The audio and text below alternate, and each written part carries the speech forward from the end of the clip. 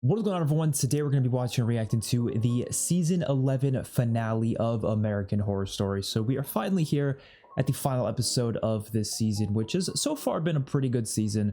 I definitely think I enjoyed majority of it, mostly the whole Mai Tai killer storyline, but there was definitely some other stuff in there that was pretty good. So let's just see how this wraps up. It's only a 30-minute episode, which is probably one of the shortest episodes of this entire series. Yeah, if you want to see the full cut reaction, that'll be my Patreon. Link to LB in the description down below. Don't forget to like the video and subscribe to the channel. Let's watch. Back to 1981? Oh, because we gotta show what's going on with him. Oh, she's definitely dead. What's going on? Landlord smelled something coming out of 6B. Went in and found a body. Oh, shit. Friends with a woman in 6B. Oh, shit, it is her. I was gonna say, they didn't show her the past few episodes, right? Well, I guess they did episode 8. They just didn't last episode. And she was sick, like really sick. No sign of forced entry. Looks like natural causes. Can't be sure till the coroner weighs in. Did she have any known medical issues? Her prenatal doc said she had a low red blood cell count, but that it wasn't anything to be worried about. The rangers can't explain how the deer are repopulating so quickly there, despite the culling earlier this summer. I confess, I can't explain it either. He's just been a metaphor this whole time. I don't even know what the hell this episode's gonna do, because like there isn't that much left to the story, right? The rangers can't explain how the deer are repopulating so quickly there. I guess hence why the episode's kind of short. Dr. Gallo's report on T-cell lymphoma makes me suspect that it could be a... Damn, oh shit. That's when it happened? That was a deep cough. It was like a wheezing cough, you know? She's like gasping for air. No way to be certain, but my best guess would be heart failure. Sudden, bolt of lightning heart failure. I'll know more when I get to her, probably tomorrow. What about homicide? I'm sorry? What if she was attacked? Yeah, I don't think so. We've... Big Daddy's a metaphor, we know that now. I can get you more information on Dr. Wells' body when I have it. But your friend Mr. Graves? No sign of struggle either. He had pneumocystis pneumonia. Undiagnosed, untreated, yeah, they're all just dying from the sickness. That was the primary factor in his death. I asked Adam to get me pregnant. I used a turkey baster with his semen in it to conceive this child. A direct route of transmission. And the timeline is making sense. My lab results are mirroring Adam's and those of my other gay patients. No. So now he's gonna find out that they all have the same sickness? Does that mean Adam has it too? It's a development that leads me to suspect that this disease could be sexually transmitted. Adam must have, but he's not been showing symptoms. Oh shit. They couldn't know how sick we all are. Oh, yep, he's got it. Fuck, man, he's... I do like that whole thing they did with the Big Daddy, though, the fact that that was just, it was symbolic the whole time. Results will take between 7 to 10 days. I have reason to believe that this is sexually transmitted. Adam, you're a young man. It's probably benign. There's no reason to panic. I need you to listen to me. There's something new out there, and you need to be putting every colleague, every medical body in New York on high alert. How do you expect me to get anyone to take what you've just said seriously, exactly? Well, I guess, yeah, he needs to get more evidence. I mean, that's what research is for, right? What's more likely is that I'm observing the effects of an entirely new pathogen. He's putting up warning signs. The neglect faced by this community is criminal.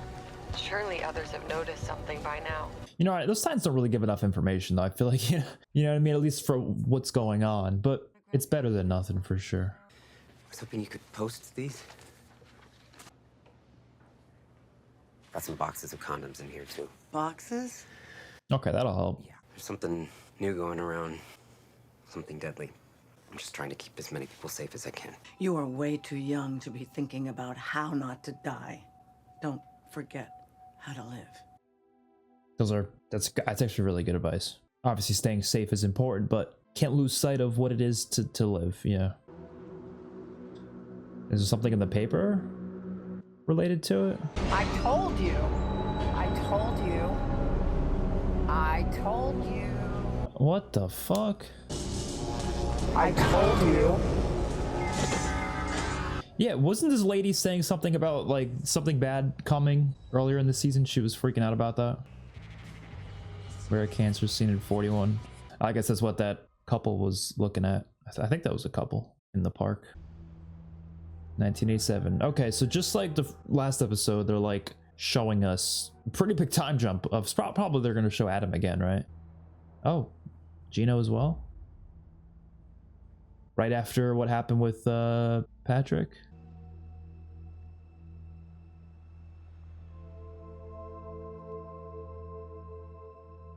Wait, what? Is that a flashback?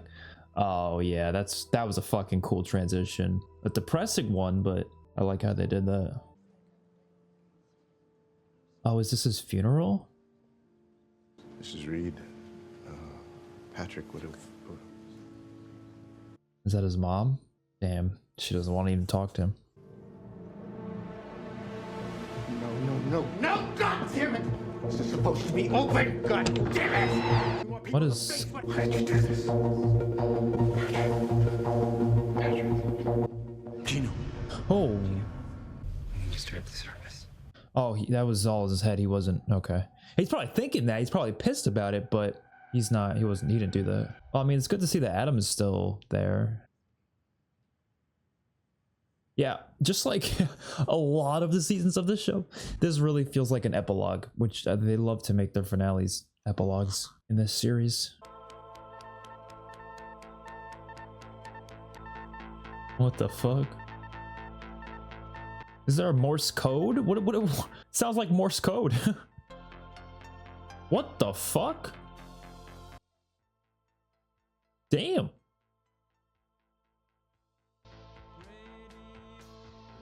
What the? I do think this is the most artistic season they've done. 1988. He's part of protests involving the fact that not enough was being done about the AIDS epidemic. Oh my god.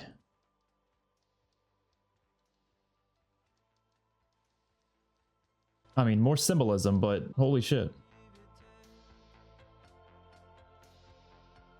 Huh, not the umbrella.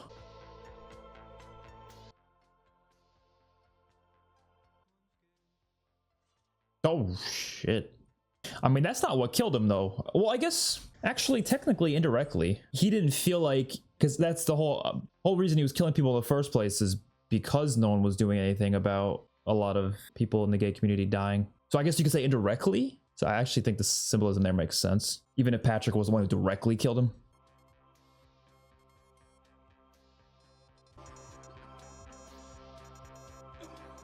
Oh shit. I feel like he's gonna end up dying by the end of this little montage they're doing. Whoa. Damn. He just left after that.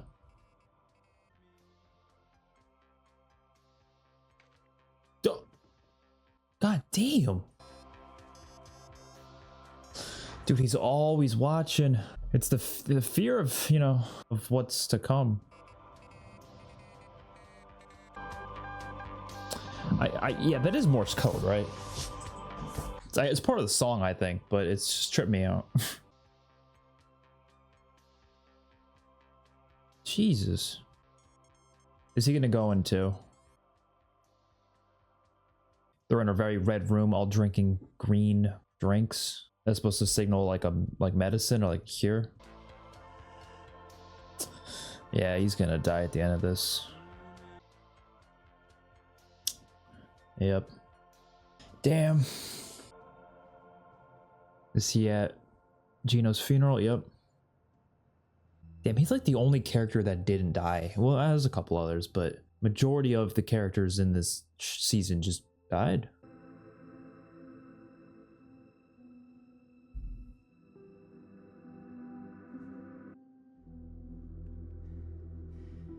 Damn, that's how they end it? Holy shit. All right, well, I found that to be a very interesting way to end it. Very sad way, obviously. I think this is, I mean, by far the saddest season of the entire series, because mean, a lot of seasons of the show are more campy. Like you go to like, especially like Coven and even Apocalypse in a lot of ways, 1984. I would say there's a lot of campy parts of the hotel season, like a lot of campy stuff. And even when it's more serious, it's more so like focused on being like a horror show. You know, obviously that's what it is. And this season obviously was a horror show in a lot of ways, but because it was focusing on a lot of real events and there was a lot of death, there was just a lot of heartbreaking moments. It definitely was the saddest season, especially how they ended things. Because I feel like most seasons they go on a high note towards the end, or at least attempt to go on some sort of high note, but it's never like, it's never the most high note possible, but more so than some other seasons. But this was just really depressing. But it's focusing on a real event, so it's, you know, understandable why they wanted to make it that way. And I do appreciate the season for what it was. It's definitely not one of my favorite seasons of this show. Just overall, I don't think it's like up there with like my top. I would say it is what, it's the 11th season. I don't think it cracks the top 5. I just don't think it does. I don't think any season has since Apocalypse, to be honest. I think Apocalypse was by far one of my favorites. I probably will do like a full season ranking one day, to be honest. I think that'd be really fun. But I do think this season, although really being just a solid season overall, I just don't think it quite cracks like the higher seasons in terms of like a full rating. I am going to do a character tier list real soon, so we'll definitely get into that. That should be fun. But I also want to make an announcement that unfortunately a lot of people aren't going to be happy about, but it's a decision I had to make for the best of the channel, for the best of what I'm trying to do, you know, just in terms of getting as many people entertained by my content as possible. And I don't want to be doing things too often that isn't really gaining much interest from my viewers. And so that means I'm not doing season 12 for now. But I do think that perhaps sometime down the line, maybe I could revisit this series and then do season 12. I know there is apparently a season 13 that is supposed to come out probably like next year. I don't know for sure. That's what it said online, but could be, you know, later than that. And if that does happen, maybe I'll go back to do Delicate. I believe that's the title of season 12.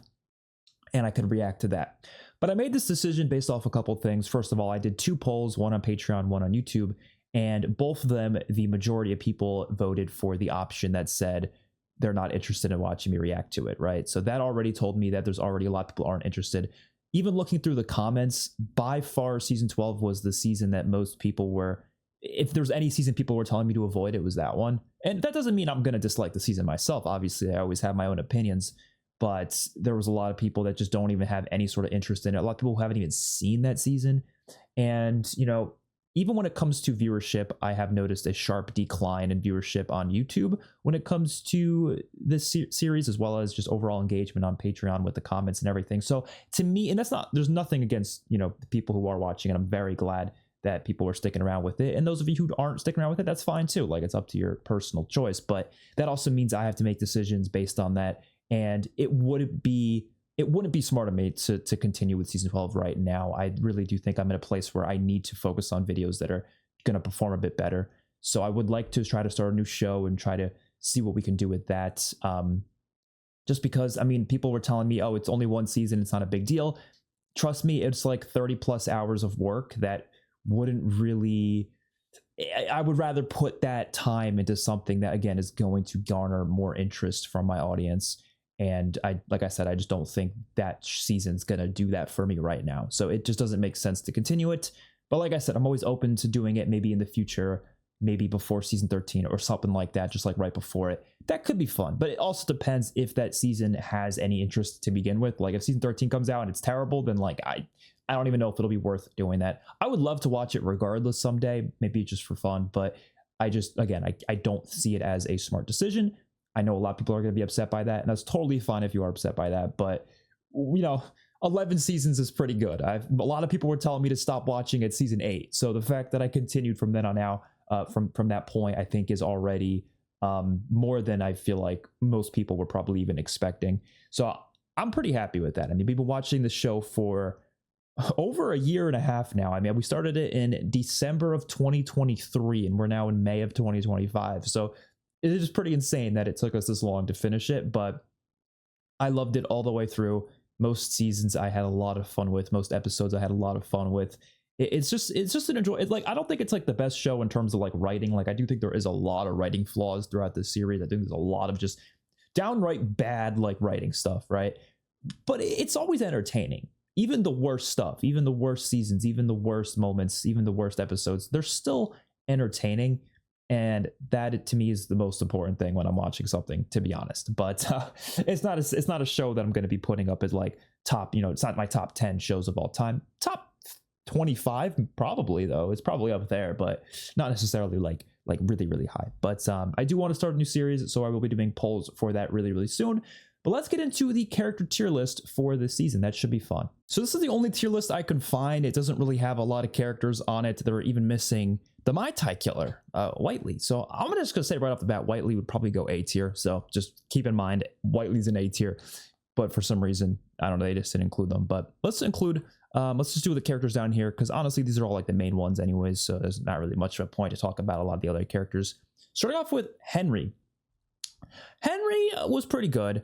I would say out of all the characters that this actor played, I honestly don't remember his name, and I feel like a terrible person for not remembering his name, because I know his name. I've heard it before. I've definitely heard it many times. He's been in a lot of the seasons.